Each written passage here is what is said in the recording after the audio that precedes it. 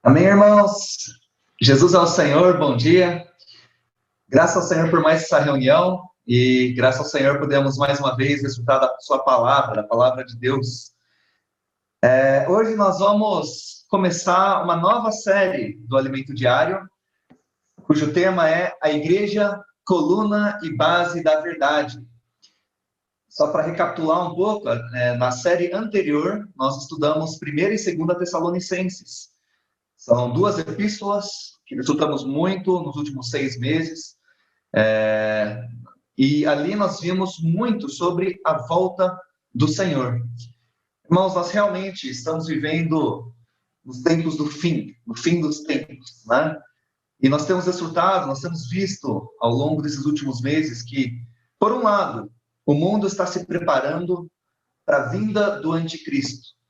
Nós temos visto as profecias se cumprindo, a apostasia avançando no mundo, as pessoas rejeitando a palavra de Deus, rejeitando tudo que vem de Deus. Nós temos visto a iniquidade se multiplicando, o amor de quase todos se esfriando. O mundo, de fato, está caminhando para os tempos do fim. Nós temos visto todas as profecias se cumprindo nesse sentido. Mas, por outro lado, não só o mundo está se preparando para o tempo do fim, para a vinda do anticristo, a igreja também está se preparando para o tempo do fim. Está se preparando não para a vinda do anticristo, mas para a vinda de Cristo. Louvado seja o Senhor. Nós vimos, irmãos, que o Senhor está formando a sua igreja, está formando o filho varão, um grupo de vencedores para reinar com Cristo. E é nisso que nós precisamos estar envolvidos, irmãos. Nos tempos do fim, nós temos visto, ao longo desses últimos anos, 3 aspectos importantíssimos da igreja. A igreja, primeiro, é o corpo de Cristo. Todos nós somos membros desse corpo, todos nós precisamos desempenhar nossa função, precisamos servir uns aos outros, edificar o corpo. Em segundo lugar, a igreja é a noiva de Cristo. Quando o Senhor voltar, nós sabemos, vai ter as bodas do Cordeiro, em que Cristo, o noivo, vai se casar com a igreja, sua noiva. E nós somos a noiva de Cristo. Nesses tempos, irmãos, nós precisamos nos preparar para essas bodas, para a volta do Senhor, amando o Senhor, amando a sua vinda. Também temos visto que a igreja é o exército de Cristo que luta pelo reino de Deus. Irmãos, quando o Senhor voltar, o Senhor vai estabelecer, vai ter a manifestação do seu reino. Hoje, a igreja já é a realidade do reino dos céus. Mas quando o Senhor voltar, o reino vai ser manifesto. E nós, irmãos, precisamos lutar por esse reino, como o exército de Cristo. Então, nós temos resultado de tudo isso, irmãos. Enquanto o mundo está preparando todas as coisas para a vinda do anticristo, nós, como a igreja, como corpo, como a noiva, como o exército, estamos lutando pelo reino de Deus. Agora, cada dia que passa, quando estamos chegando mais perto do fim, de que lado nós realmente estamos? Nós temos visto essas 2 linhas. Claro, todos nós queremos estar do lado do Senhor, cooperando ativamente com o Senhor, edificando o seu corpo, preparando a noiva para a vinda de Cristo, para as bodas, lutando como exército pelo reino de Deus. Nós precisamos estar desse lado, queremos estar desse lado. Mas, irmãos, nós recebemos muitas palavras de advertência recentemente. Será que realmente estamos cooperando ativamente pela vontade de Deus, pelo reino? Ou será que nós estamos sendo levados por essa onda de apostasia, de iniquidade, que tem avançado no mundo? Como que está o nosso amor pelo Senhor? Será que estamos amando o Senhor como a noiva de Cristo? Ou será que estamos amando mais ao mundo? Nosso amor pelo Senhor, pela palavra, tem se esfriado? Tudo isso, irmãos, nós temos visto nesses últimos tempos. Isso tem nos despertado, isso tem nos advertido. E é por isso que agora essa nova série do Alimento Diário é muito pertinente, é uma continuação desse encargo, irmãos. Nessa nova série, nós vamos estudar 1ª e 2ª Timóteo. São 2 epístolas que Paulo escreveu para Timóteo num momento em que as igrejas estavam sofrendo degradação, estavam em declínio. Nós vamos ver ao longo do semestre, nos próximos 6 meses, todo o contexto histórico dessas cartas, mas, de uma forma resumida, nós vemos que as igrejas estavam sofrendo muito com as diferentes ideologias, os diferentes ensinamentos, diferentes doutrinas. E isso estava distraindo a igreja, estava afastando a igreja do foco. As heresias estavam entrando, isso estava levando os irmãos a se afastarem de Deus. Paulo mesmo fala em 2 Timóteo que todos os da Ásia o abandonaram. As igrejas estavam em degradação por conta das coisas do mundo. Irmãos, não é diferente nos dias de hoje. Nós temos visto isso na palavra, temos visto isso no jornal, temos visto isso nas mensagens, mas graças ao Senhor, por 1ª e 2ª Timóteo. Quando Paulo escreve essas cartas, irmãos, ele escreve para Timóteo para encorajá-lo, para cuidar de Timóteo, para fortalecê-lo, para instruí-lo em meio a essas situações. Graças ao Senhor, tem uma palavra para nós, irmãos, uma palavra que vai nos fortalecer, que vai nos encorajar, que vai nos instruir no meio dessas situações. Então, é por isso que nós vamos ver 1ª e 2ª Timóteo, nesses próximos 6 meses, nessa série nova do Alimento Diário. 1 Timóteo começa com uma saudação de Paulo. Toda a epístola de Paulo, ele saúda, a igreja, o irmão a quem está escrevendo. 1 Timóteo, capítulo 1, começa dizendo: Paulo, apóstolo de Cristo Jesus, pelo mandato de Deus, nosso Salvador, e de Cristo Jesus, nossa esperança. A Timóteo, verdadeiro filho na fé, graça, misericórdia e paz, da parte de Deus Pai e de Cristo Jesus, nosso Senhor. Irmãos, essa é uma saudação, essa é uma palavra para nós hoje. Em tempos de degradação, em tempos de iniquidade, de apostasia, olha só como Paulo saúda Timóteo. Ele fala a Timóteo, verdadeiro filho na fé, graça, misericórdia e paz. Em 2 Timóteo 1:2, nós vemos também a mesma saudação. Ele fala ao amado filho Timóteo, graça, misericórdia e paz. Aqui temos esses 3 itens: graça, misericórdia e paz. E se a gente comparar, irmãos, com todas as outras epístolas de Paulo, nas outras cartas, Paulo começa dizendo graça e paz. Graça e paz. É só essa dupla. Mas aqui nós temos o acréscimo, a adição da palavra misericórdia. Irmãos, isso é porque em tempos de degradação, em tempos dessa pressão, desse ataque, nós precisamos da misericórdia de Deus. Claro, precisamos também da graça, precisamos da paz, sempre. Mas, irmãos, nesses tempos do fim, nós também precisamos da misericórdia de Deus. E é isso que Paulo desejou a Timóteo, e é isso que nós recebemos de Deus hoje. A misericórdia, irmãos, tem um alcance maior do que a graça. Ela vai além da graça para nos alcançar. Então, vou fazer uma ilustração bem simples. Digamos que eu estou numa condição boa de vida, eu estou bem, estou tranquilo, e eu estou a uma altura, assim, bem parecida com a sua. Uma posição bem parecida com a sua. E aí você decide me dar um presente. Vou dar um presente para o Daniel.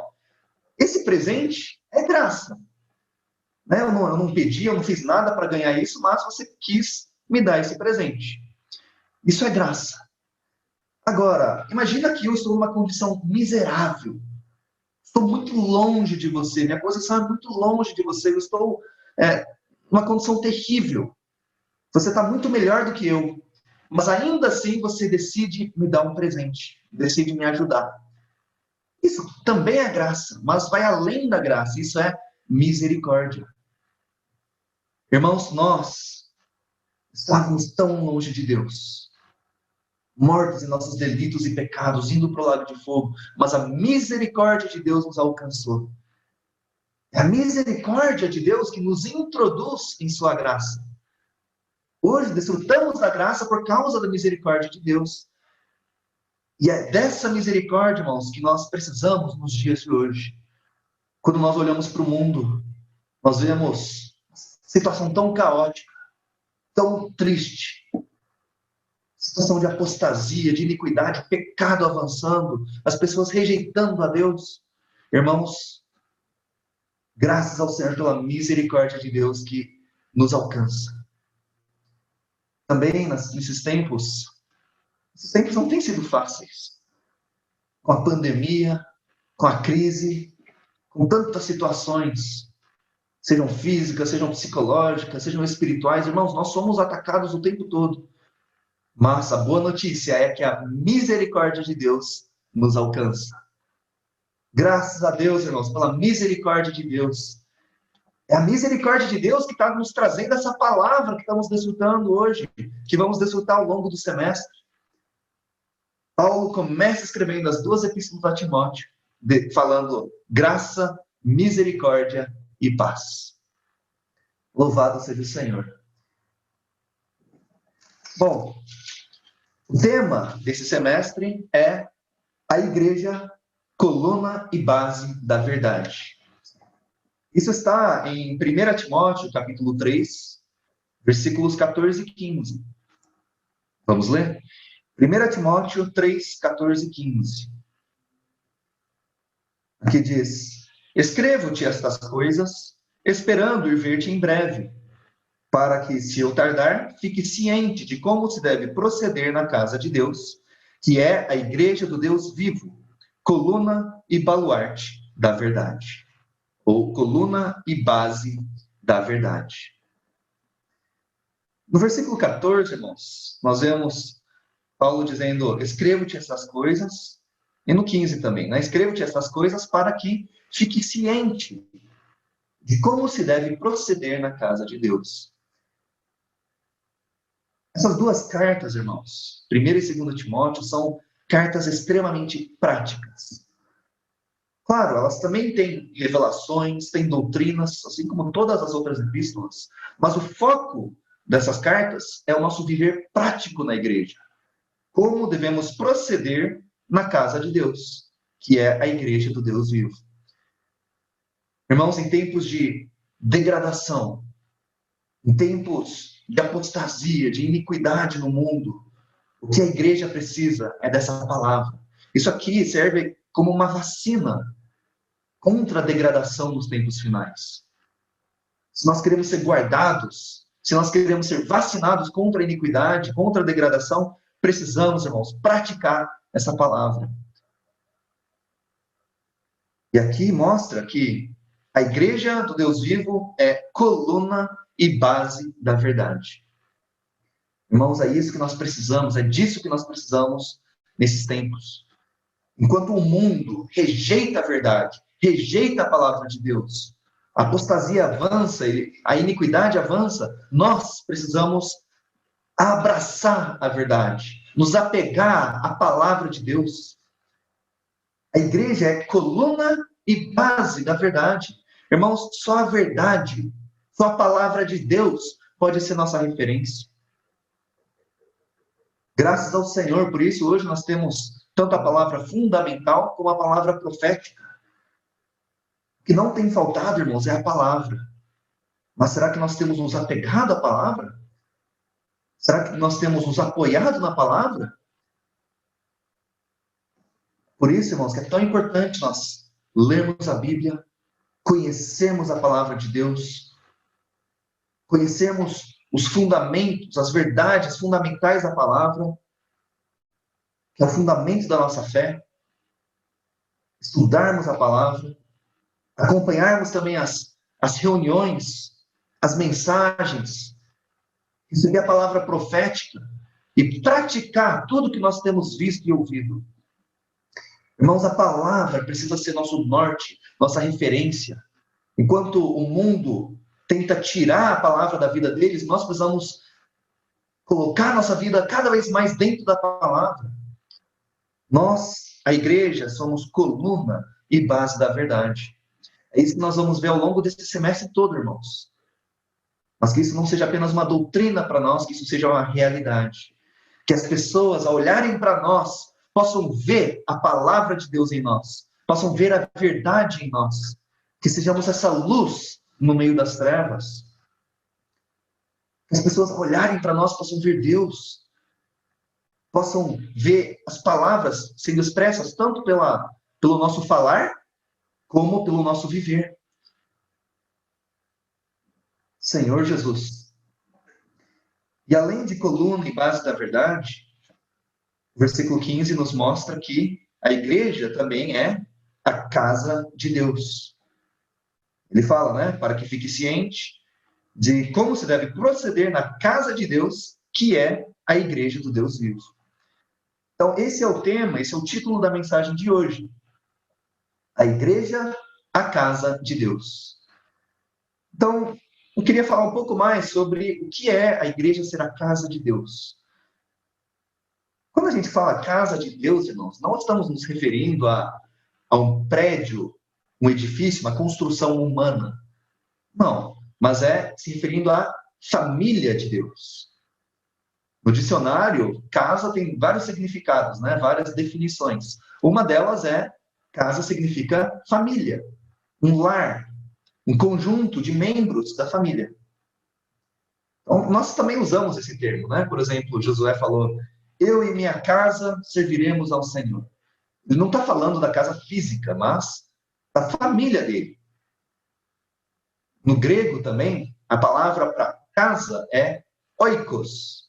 E a palavra para família é oikeios.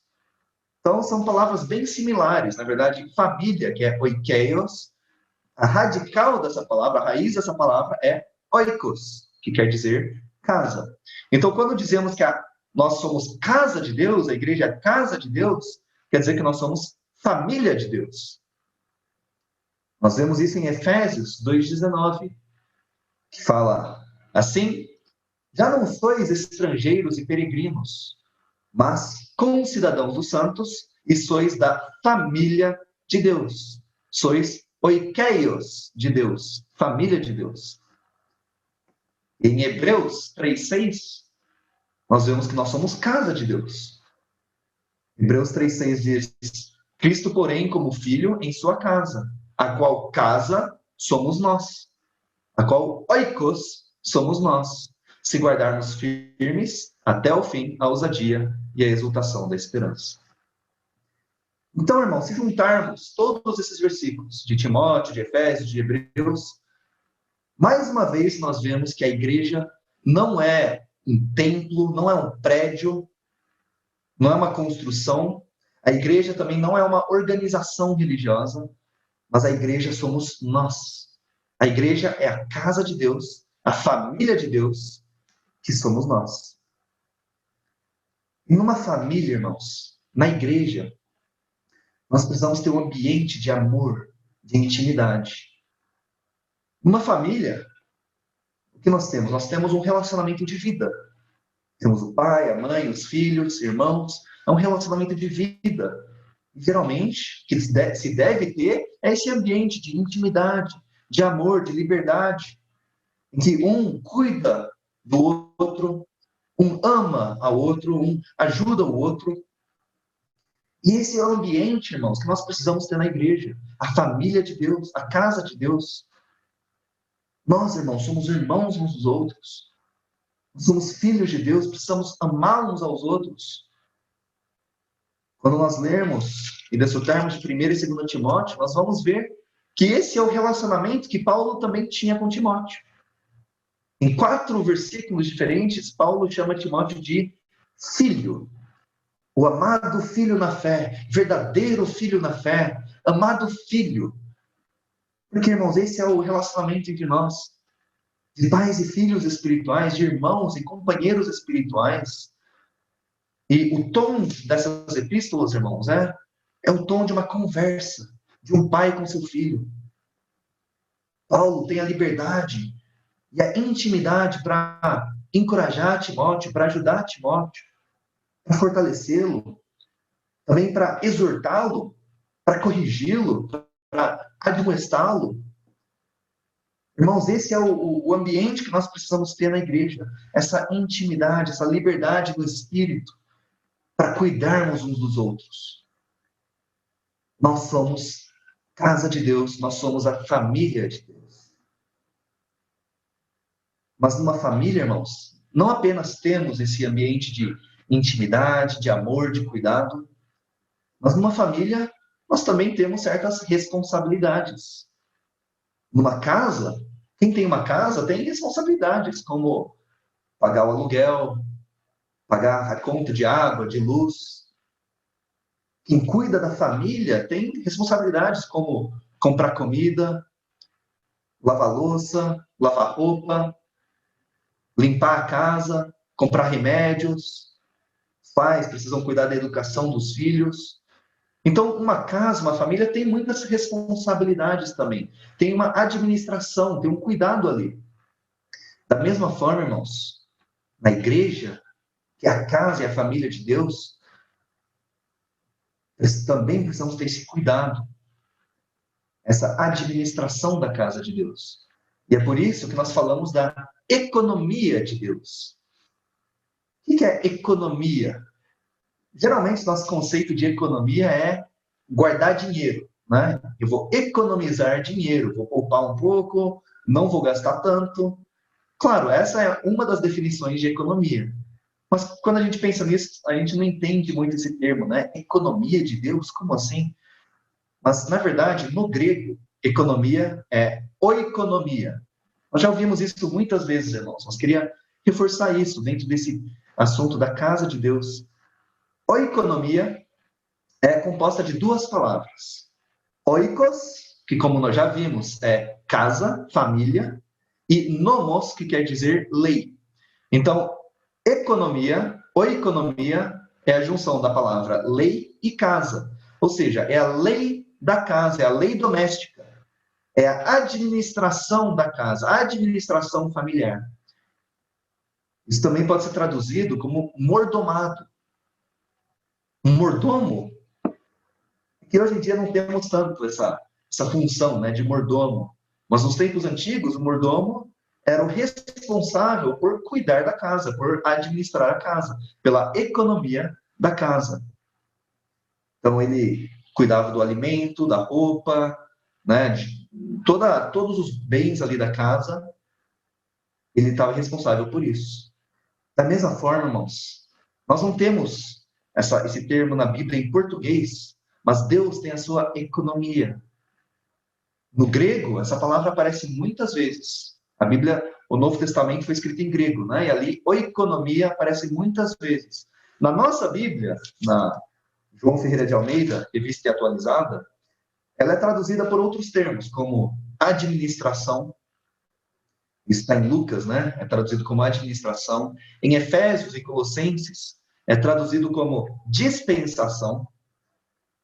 Dispensação é o quê? É quando nós dispensamos algo. Em 1 Coríntios, a economia de Deus também é traduzida como responsabilidade de despenseiro.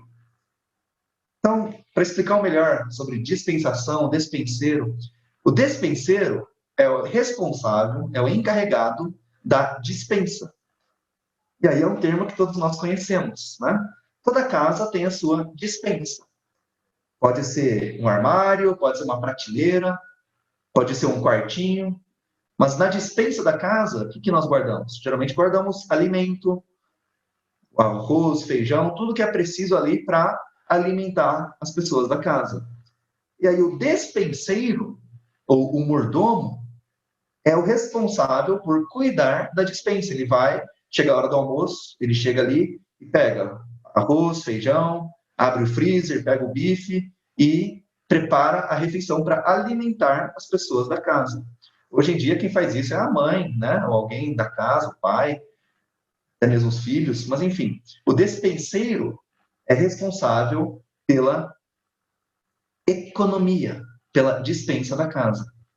Irmãos, da mesma forma, na casa de Deus, Deus tem muitas riquezas na sua despensa celestial. Deus tem a sua palavra, Deus tem as suas riquezas. E Deus quer que essas riquezas sejam distribuídas aos membros de sua família.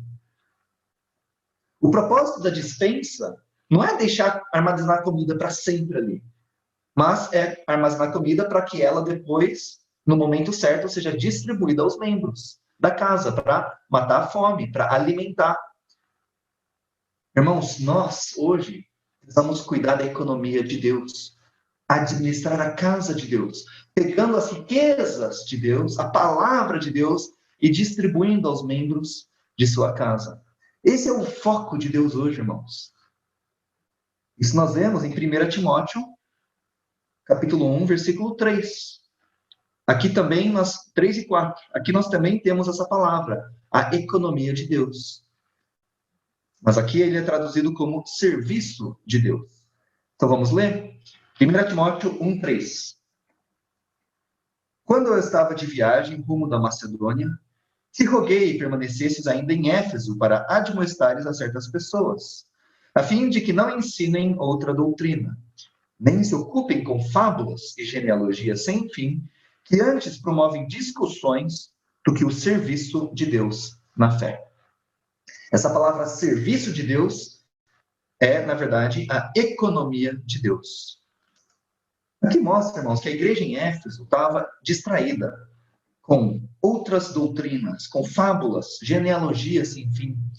E aí Paulo deixou Timóteo ali em Éfeso para ajudar essas pessoas, ajudar a igreja a não se distrair com essas coisas, mas focar no serviço de Deus, focar na economia de Deus, focar na administração da casa de Deus. Irmãos, nós somos a igreja, nós somos a casa de Deus. Precisamos cuidar dessa casa. Não podemos nos distrair com outras doutrinas, com fábulas e genealogias sem fim. Fábulas aqui, no grego, é mitos. Então, também pode ser traduzido como mitos. Essas fábulas, esses mitos, eram palavras, eram discursos, conversas que as pessoas tinham naquela época sobre rumores, sobre relatos, certas histórias que podem ser verdadeiras ou falsas, podem até ser invenções, ficção, sobre pessoas ali do Antigo Testamento ou histórias que os judeus inventavam, histórias de milagres. Eram muitas vezes invenções rabínicas, ou seja, os rabinos inventavam essas coisas e contavam para o povo. E as pessoas gostavam dessas histórias, porque cativava, chamava atenção, era curioso. Naquela época, irmão, de 1ª e 2ª Timóteo, de Tito, essas coisas estavam distraindo a igreja. Paulo chama isso em 1 Timóteo 4,7 de fábulas profanas e de velhas caducas. Em Tito, chama isso de fábulas judaicas. Paulo procura tratar essa questão, porque essas fábulas estavam distraindo a igreja. Além disso, também tinham as genealogias sem fim. Essas genealogias se referem às genealogias do Antigo Testamento. Mas a igreja naquela época, alguns irmãos, na verdade, naquela época, gostavam de especular sobre essas genealogias. Combinavam essas genealogias com as fábulas. E aí ficava imaginando, essa pessoa aqui fez aquilo. E aí misturavam essas lendas, essas histórias, e ficavam especulando o que poderia ter acontecido no passado. Essas coisas, como eu falei, chamam atenção, eram curiosos, e aí alguns irmãos estavam dando mais atenção a isso do que a economia de Deus. Nós vemos isso, irmãos, essa mesma situação nos dias de hoje, especialmente com o avanço da tecnologia, com a internet. Hoje, irmãos, nós temos acesso a tantas coisas por meio das redes sociais, tem vídeos na internet e tudo, e o que nós mais vemos hoje são fake news, notícias falsas, histórias, fofocas, algumas coisas que aparecem ali, teorias conspiratórias na internet, são coisas que chamam a atenção, até nos movem, mexem com a gente, e aí atendem nossa curiosidade. Mas, irmãos, essas coisas, no fim, acabam nos distraindo do cuidado da casa de Deus, da economia de Deus. E Paulo fala aqui que essas fábulas de genealogia sem fim antes promovem discussões do que a economia de Deus. Não é o que nós vemos hoje, irmãos? Tantos debates, tantas discussões, até entre irmãos, entre grupos cristãos, entre os filhos de Deus, tantos debates teológicos sobre doutrinas, e acabam discutindo mais sobre isso, dando atenções a essas coisas do que ao próprio cuidado da casa de Deus. E não apenas coisas teológicas, coisas sobre a Bíblia, fábulas e genealogias, mas também tantas discussões hoje, irmão, sobre tantos assuntos, política, futebol, opinião sobre isso, sobre aquilo. Irmãos, hoje você abre qualquer coisa, um grupo de WhatsApp, você abre o Instagram, Facebook, YouTube, o site, a página de comentários, seção de comentários, é só discussão, debate, e muitas vezes, irmãos, nós somos tentados a entrar nisso, gastar horas discutindo, debatendo, defendendo um lado, defendendo o outro. Nós vemos isso em sites de notícias também. Irmãos, essas coisas podem até ser boas causas, em nossa opinião, podem parecer ser boas coisas, mas precisamos tomar cuidado para não cairmos na armadilha de Satanás, que é nos distrair da economia de Deus, nos distrair do cuidado da casa de Deus, da administração da igreja, da casa de Deus. Por melhores que essas outras coisas sejam, irmãos, isso não pode nos afastar da família de Deus. Então, vou dar um exemplo. Imagina uma família que está quase morrendo de fome. Não tem comida na casa, está todo mundo passando fome. Eles têm dinheiro, têm riqueza, é só ir para o supermercado comprar. Ou, às vezes, até tem comida na casa, na despensa, mas ninguém está indo lá para preparar comida. E aí, ao invés de cuidar uns dos outros, alimentar uns aos outros, a família decide discutir sobre qual que é o melhor time de futebol. Eles podem passar horas, dias, discutindo sobre time de futebol, defendendo um time, defendendo o outro. Adianta discutir sobre isso? Se no final eles morrerem de fome? Eles podem discutir, podem até chegar à conclusão de que o melhor time de futebol é o Corinthians. Brincadeira, tá bom, irmãos? Só uma brincadeira. Não vamos discutir por causa disso, tá? É só um exemplo. Mas, enfim, eles podem discutir, podem chegar num consenso ou não, mas de que adianta discutir sobre isso se eles estão morrendo de fome? Irmãos, o foco daquela família tem que ser cuidar da própria família. Ir para a despensa ou ir para o supermercado, pegar a comida e alimentar os membros da família. Irmãos, nosso foco precisa ser alimentar a família de Deus com a palavra fundamental, com a palavra profética, com a verdade. A igreja é coluna e base da verdade. Esse tem que ser o nosso foco. Irmãos, não vamos perder o nosso tempo, nosso dinheiro, nossa energia, gastar tudo que nós temos nessas outras doutrinas, nessas fábulas e genealogias sem fim, que só levam à discussão. Não vamos gastar nosso tempo discutindo. Essas coisas, irmãos, não vão edificar o corpo de Cristo. Essas coisas não vão preparar a noiva de Cristo para a vinda de Cristo. Essas coisas não vão estabelecer o reino de Deus.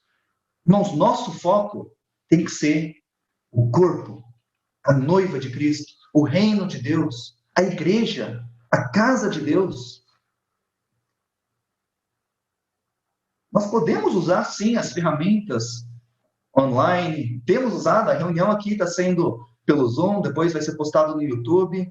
Podemos usar, sim, o Instagram, mas não para discutir, não para debater, não para fábulas e genealogias, mas para economia de Deus, para pregar o evangelho, para compartilhar versículos. Puxa, o grupo de WhatsApp da igreja, irmãos, é maravilhoso. Ali sempre tem versículos, mandando mensagens, uma palavra de encorajamento, um hino. Quando alguém está com dificuldades, pede oração e os outros imediatamente oram.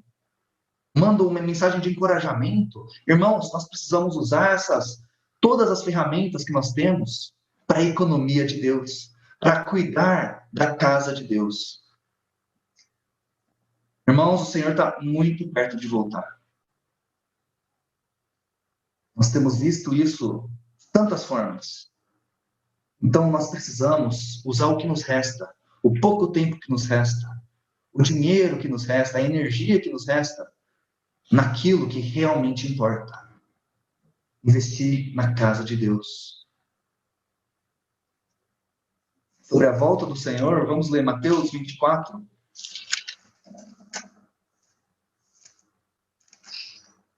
Mateus 24, 45 e 46. Aqui o Senhor mostra o que é importante nos tempos do fim. O que o Senhor está preocupado quando ele voltar. Mateus 24, 45. Quem é, pois, o servo fiel e prudente, a quem o Senhor confiou seus conservos, para dar-lhes o sustento a seu tempo? Bem-aventurado aquele servo a quem seu Senhor, quando vier, achar fazendo assim. Irmãos, quando o Senhor voltar, Ele não quer ver a gente discutindo, debatendo sobre tantas histórias, genealogias, fábulas, as coisas desse mundo. Ele quer ver se nós estamos cuidando dos membros de sua casa. Aqui ele fala, né? O Senhor confiou seus conservos para dar o sustento a seu tempo. Essa é na versão revista e atualizada. Mas tem outras versões que falam sobre a casa de Deus. A Almeida Revista e Corrigida diz o seguinte: quem é, pois, o servo fiel e prudente que o Senhor constituiu sobre a sua casa para dar sustento a seu tempo? E a King James atualizada fala: sendo assim, quem é o servo fiel e sábio, a quem o Senhor confiou os de sua casa para dar-lhes alimento no seu devido tempo? Irmãos, o Senhor quer que nós cuidemos de sua casa. A igreja é a casa de Deus. Precisamos cuidar dessa casa, dessa família. Em Lucas, na passagem equivalente a esses dois versículos, é Lucas 12, 42 e 43, ao invés de servo fiel e prudente, ali fala quem é o mordomo. Mordomo, em grego, é oikonomos. Ou seja, oikonomos, o mordomo é aquele que cuida da economia de Deus. É o que administra a casa de Deus. É o que cuida da família de Deus. Irmãos, essa é a nossa função hoje. Nós precisamos cuidar bem dos membros da família de Deus, dos membros da casa de Deus. Como que estamos passando o nosso tempo, irmãos? Será que nós estamos alimentando os nossos conservos? Alimentando os nossos irmãos? Será que estamos sendo esses bons mordomos? Esses bons econômicos? Que vão para a despensa celestial, pegar todas as riquezas de Deus e distribuem para as pessoas? Pegar a palavra de Deus e distribuir o evangelho, e pregar o evangelho para as pessoas. Quantas pessoas ainda não conhecem o Senhor? Estão ainda indo para o lago de fogo, porque não receberam o evangelho. Irmãos, nós temos o evangelho. A despensa celestial está cheia do evangelho. O evangelho das insondáveis riquezas de Cristo. Precisamos pegar essas riquezas e levar para essas pessoas. E os irmãos também, dentro da casa de Deus. Tem tantos irmãos que estão fracos na fé, que estão passando fome, que estão desanimados, estão balançando na fé. Irmãos, nosso foco tem que ser a economia de Deus, cuidar uns dos outros. Eu preciso do cuidado de vocês. Irmãos, precisamos ajudar uns aos outros, alimentando com a palavra de Deus, dando remédio para aqueles que estão doentes, o remédio espiritual, que é a palavra, o alimento espiritual, que é a palavra. Mateus 24, 46 fala: bem-aventurado aquele servo a quem seu Senhor, quando vier, achar fazendo assim. Irmãos, quando o Senhor voltar, se o Senhor nos encontrar cuidando da casa de Deus, edificando o corpo, produzindo a noiva, preparando a noiva para a sua vinda, estabelecendo o reino de Deus nessa terra, se o Senhor nos encontrar fazendo assim, nós vamos ser vencedores. Esse tem que ser o nosso coração, irmãos, nosso foco. Ser vencedores com Cristo. E não apenas nós, mas levarmos todos a serem vencedores junto conosco. Aqueles que ainda não são filhos de Deus, pregar o evangelho, gerar esses filhos espirituais. E para aqueles que já são filhos, alimentar com a palavra, com a vida de Deus, para que eles cresçam, amadureçam e também se tornem vencedores. Irmãos, nosso encargo é sermos vencedores juntos. O Senhor está perto de voltar. Vamos investir, irmãos, o que nos resta na casa de Deus, para edificar o corpo, levar todos os membros a funcionarem, produzir a noiva, levando todos a amarem o Senhor, amarem o noivo e amarem a vinda do Senhor. E também estabelecer o reino de Deus, lutando como exército, o guerreiro, lutando pelo Senhor, lutando pela economia de Deus. Irmãos, a igreja é a casa de Deus, a igreja é a coluna e baluarte da verdade. Vamos nos consagrar para isso. Amém? Esse é o meu encargo hoje. Então, irmãos, nós passarmos 1 minuto em oração individual, e aí depois nós vamos seguir com a nossa reunião. Amém? Vamos nos consagrar para a casa de Deus, para a sua economia. Amém? Jesus é o Senhor.